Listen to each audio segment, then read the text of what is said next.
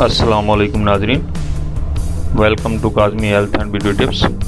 उम्मीद करता हूं कि आप सब खैरियत से होंगे। गर्दन का स्याह रंग आपकी शख्सियत का दुश्मन। गर्दन को गोरा करने का ज़बरदस्त नुस्खा।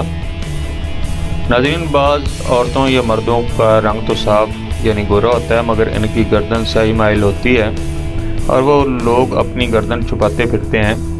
इनके लिए ज़बरदस्त नुस्खा एक बार ज़रूर आजमाएं। इलाज: मैदा 3 खाने के चम्मच, लीमू का रस 1 खाने का चम्मच, दूध 3 खाने के चम्मच। तीनों चीज़ों को खूब मिक्स करके यकजान कर लें। इतना मिक्स करें कि पेस्ट बन जाए। अब इस पेस्ट को गर्दन पर लेप करें और जब पेस्ट खुश्क हो जाए तो गर्दन को ठंडे पानी से धो लें। 1 हफ्ता में 3 मरतबा इस्तेमाल करें। गर्दन का स्याहीपन ख़त्म हो जाएगा और गर्दन साफ और गोरी हो जाएगी। Thanks for watching. Do not forget like and subscribe.